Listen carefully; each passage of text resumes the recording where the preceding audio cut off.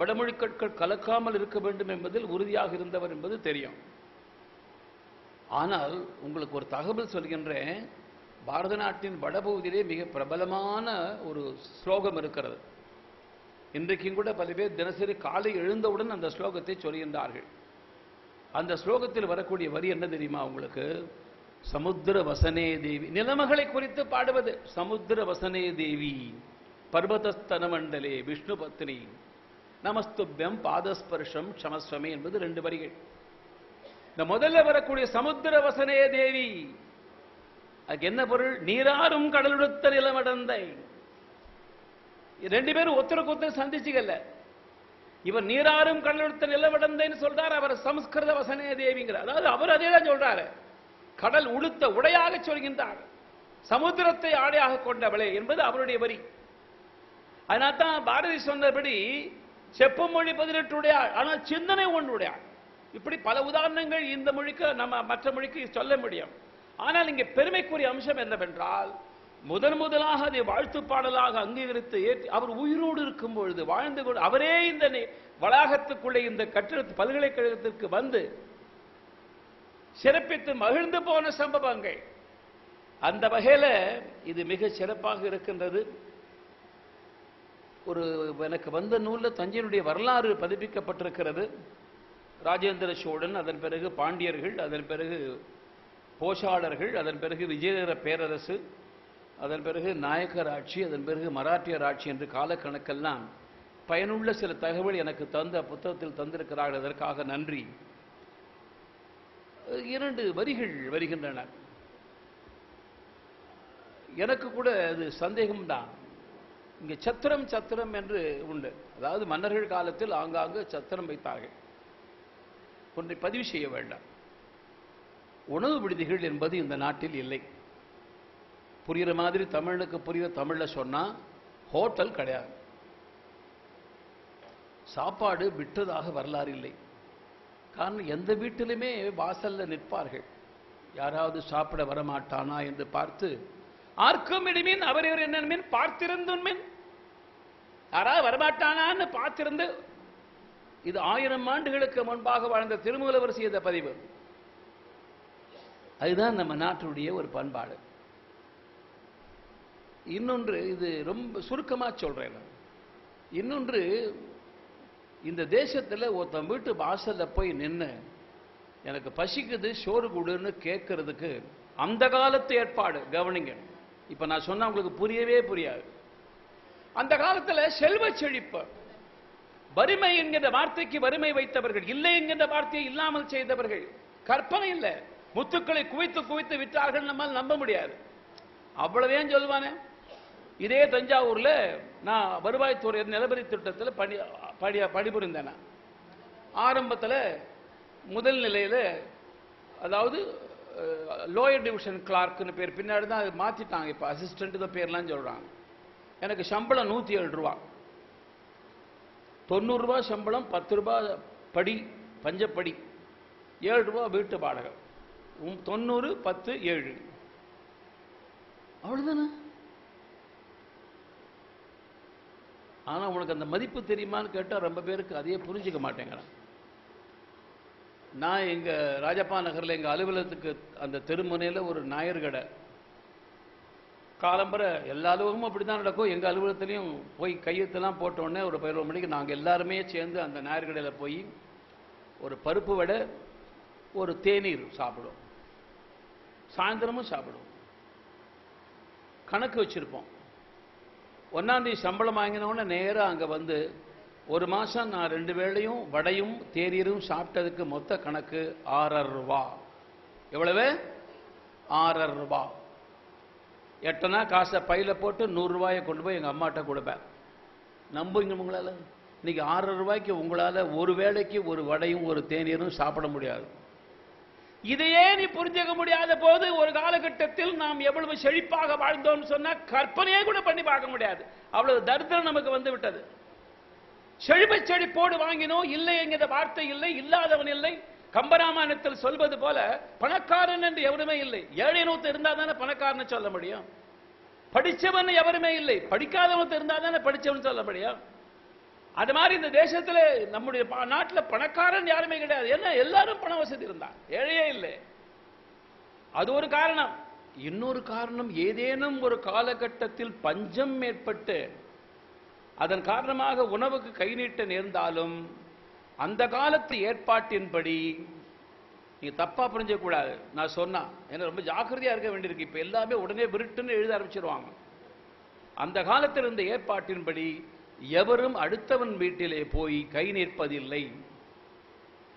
கை நீட்டித்தான் பிழைக்க வேண்டும் என்று இருக்குமானால் அதை விட ஷாவது மேலானது என்று தான் சொன்னார்கள். அதனால தான் நமக்கு ரொம்ப குழப்பம். என்ன இந்த அம்மா இப்படி பாடியிருக்கா, இந்த பாட்டி ஏற்பது இகழ்ச்சின்னு ஒரு இடத்துல சொல்றாங்க, அடுத்த வரை ஐயமிட்டு ஒன்னு சொல்றாங்கல்ல. இது என்ன மாணவர்கள் நீங்க விவாதம் பண்ணீங்களே, குழப்பம் தானே, முரண்பாடு தானே. அது அடுத்த வரி மாறி போவதில்லை, அப்படி இல்லை. இது ஏற்பது இகழ்ச்சி என்பது எல்லோருக்கும் பொதுவானது.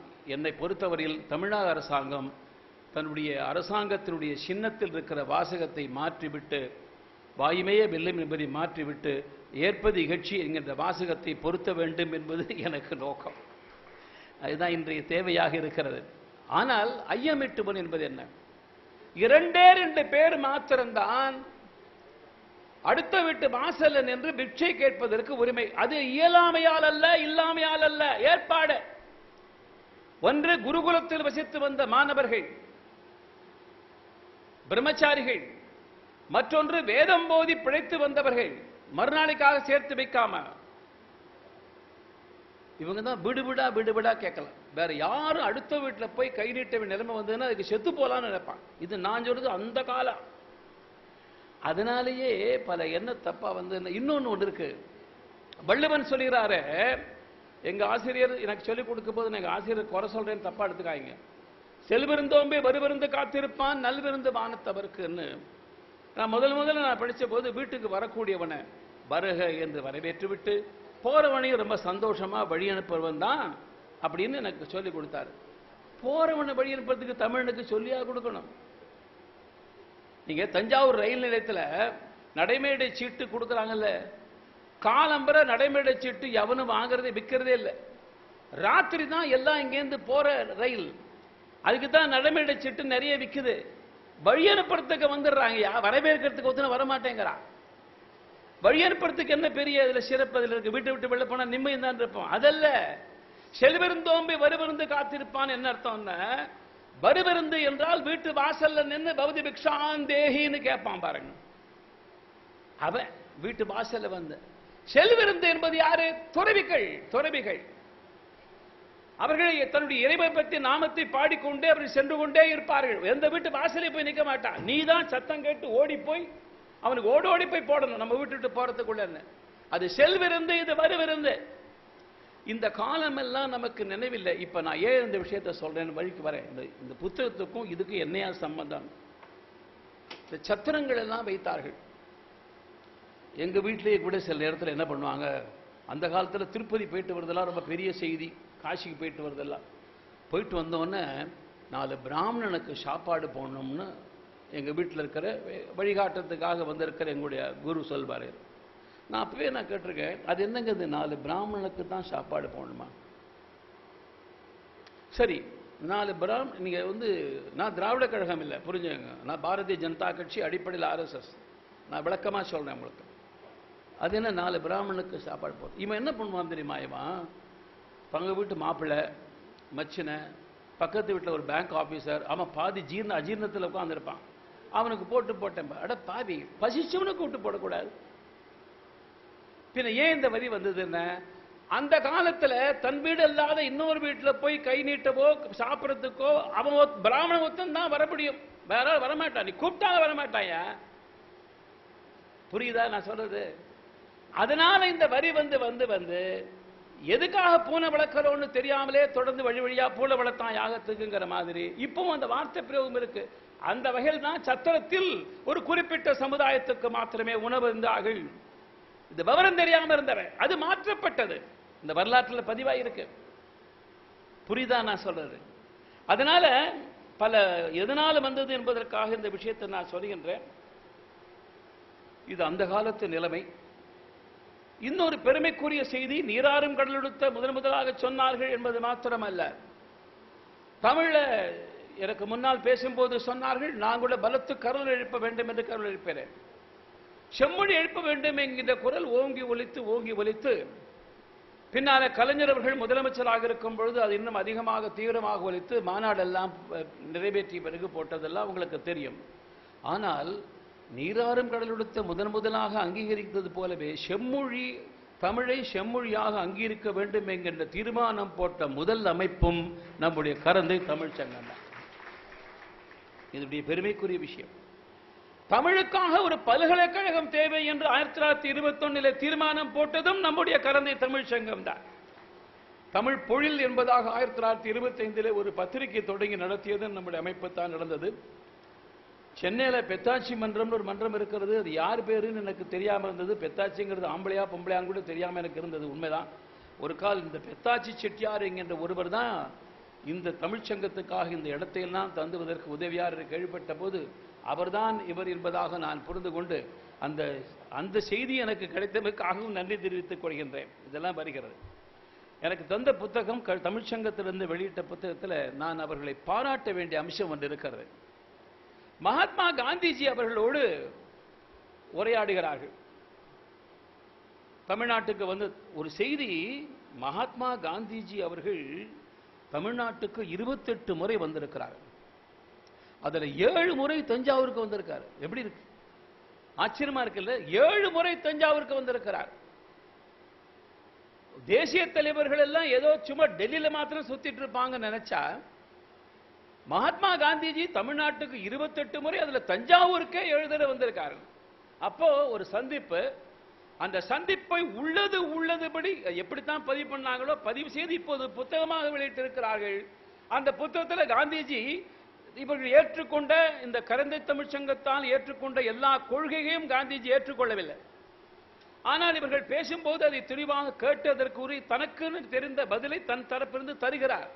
ஆனால் இந்த கண்ணியத்தை நான் பாராட்டுகிறேன். தங்களது கொள்கை பற்றி சொல்லும் போது மறுதளித்தே சில பதில்களை காந்திஜி தந்திருந்தாலும் உள்ளதுபடி அப்படியே அந்த புத்தகத்தில் போட்டிருக்கிற கண்ணியமும் பெருந்தன்மையும் பாராட்டுக்குரியது என்பதற்காக நான் பாராட்டுகின்றேன். நீ படிச்சாதான் அந்த பேட்டி உங்களுக்கு புரியும். அவ்வளவு நல்ல அம்சங்கள் அதில் இருக்கின்றது. முதல் முறையாக 19ஆம் ஆண்டு வந்த காந்திஜி நிறைவாக 46 வந்தார் என்று வந்திருக்கின்றது. அதே மாதிரி இன்னொரு பதிப்பும் நான் மிகுந்த பாராட்டுகின்றேன். கிட்டத்தட்ட ஒரு பட்டிமன்றம் போலத்தாது. அந்த காலத்தில் அவைகள் எப்படி நடந்திருக்கிறது என்பதை புரிந்து கொள்கின்றேன். பண்டிதமணி கதிரேசன் செட்டியார் அவர்கள், மறைமலை அடிகள் அந்த கூட்டத்தில் பேசிக் கொண்டிருக்கிறார். அப்ப பேசும்பொழுது பிறமொழி கலவாமல் தமிழிலே பேச வேண்டும் என்பதுதான் மறைமலை அடிகளுடைய வாதம். அப்போ யாரெல்லாம் கலந்தார்களோ அவரை பற்றி கொஞ்சம் கடுமையான சொற்கள்ல விமர்சனம் செய்ய, உடனே பண்டிதமணி இருந்து, என்றால் பரிமேலழகரும் உங்களுடைய இந்த விமர்சனத்துக்கு கூட்டத்திலேயே முதல் வரிசையிலிருந்து கேட்கிறார். தர்மசங்கடன் பரிமேலழகரை பற்றி இவருடனே ஆமாங்கிறார். கொஞ்சம் வாத சூடாக வருகிறது. ஆனால் ரொம்ப சுவையான வாத விவாதங்கள். அந்த அவை எப்படி இருந்திருக்கும் நினைத்து பார்க்கிறேன். ஆனால் எங்கேயும் அந்த சூடு இல்லை, ஆனால் அதில் சுவை இருந்தது. அதாவது கோபம் இல்லை. 2 பேரும் வாதிடுகிறார்கள். பிறமொழி கலப்பை பற்றி நியாயப்படுத்த பேசவில்லை. ஆனால் அவர் பேசும்போது சில பேரை குறை சொல்லி பேசியதை எடுத்து பேசுகிறார். அதனால ஒரு நேரத்தில் இவர் பேசுகின்ற மறைமலடிகள் மீது கோப ஆவேசம் பட்டு தான் இருக்கிற மேஜையில் ஓங்கி இந்த கோபத்தை வெளிப்படுத்த தட்டுவதோடு இந்த சம்பவம் முடிகிறது. அதுல ரொம்ப மகிழ்ச்சி என்னவென்றால், மறுநாள் காலையிலே மறைமலை அடிகளை சந்திப்பதற்காக இவர் கதிரை செட்டியார் வீட்டுக்கே போகிறார். நான் நேற்றைய தினம் கேட்டிருந்தால் தவறு, ஐயோ எனக்கு அந்த கோபம் இல்லை. இந்த பண்பு தான் இன்றைக்கு தமிழ்நாட்டில் குறைந்து விட்டது. மாற்று கருத்து இருப்பது தவறில்லை. 5 பேர்கள் ஒரு மாதிரி இருந்ததில்லை. கட்டின கணவனும் மனையுமே எல்லா விஷயத்திலும் ஒத்துப்போவதில்லை. ஆனால் மாற்று கருத்து இருப்பவனை விரோதியாக, எதிரியாக நினைக்கின்ற பண்பு இருக்கிறது. அது இப்போது தமிழ்நாட்டில், தமிழகத்தில் அதிகமாக இருக்கிறது. குறிப்பாக அரசியல் களத்தில் மிக அதிகமாக இருக்கிறது. அதுதான் தவறு. இந்த இடத்துல இந்த வாத விவாதம் நடந்து கொண்ட முறை, மறுநாள் 2 பேரும் கலந்து பேசிய முறை, அதெல்லாம் படிக்கும் பொழுது, இந்த வரலாற்றை எல்லாம் படிக்கும் பொழுது மிகச் சிறப்பாக இருக்கிறது. அதை உள்ளதுபடி அப்படியே பதிவு செய்திருக்கிறார்கள். அது மிகுந்த பாராட்டுக்குரிய ஒரு அம்சமாக நான் ஒரு கருதுகின்றேன். நிறைவாக அன்றைய தினம் மறைமலையடிகள் பேசினார்கள். பிறமொழி கழபாத ஒரு போராட்டம், அது தேவைப்பட்டது. அதாவது சம்ஸ்கிருதத்தை கலந்து கலந்து பேசுறது. முழுக்க சம்ஸ்கிருதத்தை பேசினாலும் பரவாயில்ல, அவனுக்கு தெரிஞ்சாதானே பேசுவான், தெரியாது. ஆனால் சம்ஸ்கிருத வார்த்தை அறந்து பேசுறது, நல்ல தமிழ் இருக்கும் பொழுதே. நான் என்ன நினைக்கிறேன், ஒரு காலகட்டத்தில் படித்தவர் மொழியாக ஆட்சி மொழியாக ஏற்றுக்கொள்ளப்பட்டிருந்த போது, இப்ப நம்ம தமிழ்நாட்டில் இருக்கிற சில தமிழை நினைச்சா அந்த காலம் எப்படி இருந்திருக்கும்னு நானாக கணிக்கிறேன். ஒன்றும் கிடையாது, நான் யாரையும் கேவலமா சொல்லலை. வீட்டு வாசல்ல நகர்மன்றத்தின் சார்பா சுகாதாரம் செய்யக்கூடிய தொழிலாளி அல்லது அந்த ஒரு பொண்ணு, ஒரு அம்மா, ஏதோ ஒரு நேரத்தில் நான் வாசல் இருக்கும்பொழுது என்ன இந்த மாதிரி இருக்கு, என்ன அந்த அம்மா ஒரு வாக்கியம் சொல்றதுக்குள்ள 2 ஆங்கில வார்த்தை கலந்து தான் என்கிட்ட பேசுறேன். நான் இத்தனைக்கு அந்த அம்மாட்ட தமிழ்லேயே தான் கேட்கிறேன், இயற்கையாகவே. அதாவது ஆங்கிலம் கலந்து பேசுவதை ஒரு பெருமையாக கருதக்கூடிய ஒரு தலைமுறை உருவாகி இருக்கிறது. காரணம் என்னன்னா, ஆங்கிலம் படித்தவன் தான் படித்தவன். இன்னைக்கு திருவள்ளுவரே வந்து நின்னா கூட படித்தவன் ஏத்துக்க மாட்டான், ஏன்னா அவருக்கு தான் ஆங்கிலம் தெரியாது. நம்ம தமிழ்நாட்டிலேருந்து ஒரு அமைச்சர் ஒருவர் இங்கிலாந்து நாட்டுக்கு சுற்றுப்பயணம் செய்து விட்டு திரும்பி வந்த பிறகு நிருபர்கிட்ட கேட்டார், அந்த நாட்டில் உங்களுக்கு பிடித்த அம்சம் என்னன்னு கேட்டாராம். சின்ன குழந்தை முதற்கொண்டு மிகுந்த அறிவாளியாக இருக்கிறது. நான் பள்ளிக்கூடத்தில் 1ஆம் வகுப்பு படிக்கிற பள்ளி மாணவி முதற்கொண்டு பெரிய அறிவாளியாக இருக்கிறாள். இவங்களுக்கு புரிய எப்படி சொல்கிறீர்கள், ஆங்கிலம் பேசுகிறது எப்படி? இவன் போனது இங்கிலாந்து. அடிமைத்தனத்தின் சொச்ச மிச்சம் நமக்கு அதிகமாகவே இருக்கிறது. ஆங்கிலத்தில் பேசுவது, முழுக்க ஆங்கிலத்தில் பேசினாலும் பரவாயில்ல, அதுவும் தெரியாது. ஏதோ நான் நேற்று கூட என்ன பார்ப்ப இளைஞன் ஒருவன் வந்தான், அவருடைய உறவினர் அறிமுகப்படுத்தி வைத்தார். நான் திட்டுனா விட்டு தமிழே பேசினா ஆங்கிலத்திலே பேச சொல்றான், தொடர்ந்து தமிழே கேட்கிறேன், ஆங்கிலத்திலே பேச சொல்றான். இப்படி ஒரு புது தமிழர்கள் உருவாகி இருக்கிறார்கள். தமிழ்நாட்டில் ஒரு தலைமுறை இருந்தது, எனக்கு தமிழ் படிக்க தெரியாது என்கின்ற தலைமுறை உருவாகி இருந்தது. ஆனால் இப்போது நிலைமை மாறி இருக்கிறது. எனக்கு தமிழ் எழுத தெரியாது என்று இருந்த தலைமுறை மாறி தமிழ் படிக்க தெரியாது என்கின்ற தலைமுறை உருவாகி இருக்கிறது. அநேகமாக தமிழ் பேச தெரியாது என்கின்ற தலைமுறை இப்போது உருவாகி கொண்டிருக்கிறது. நாளைய தினம் நீ தமிழ் பேசினால் எனக்கு புரியாது என்கின்ற தலைமுறை வருவதற்குள்ளாக நாம் விழித்துக் கொள்ளாக வேண்டும். இன்றைக்கு ஒரு மொழி போராட்டம் தேவை. நல்ல தமிழில், தூய தமிழில், ஆங்கிலம் கலவாத தமிழ் நம்மால் பேச இயலும். அதை ஒரு பயிற்சியாகவே எடுத்து பயிற்சிக்க வேண்டாம். இயலும், நம்மால் இயலாது என்பது எதுவுமே இல்லை. அப்படியே தவிர்த்தாமல் ஆங்கிலத்தை கலக்க வேண்டி வந்தால் அந்த உணர்வோடு கூட, நான் கூட இப்போது பேசும்போது தமிழுக்கு இப்படி சொன்னால்தான் புரியும் என்று ஒரு ஆங்கில வார்த்தை சொன்னது போல, நான் ஆங்கில வார்த்தையை பயன்படுத்தி என்ற உணர்வோடு அந்த வார்த்தை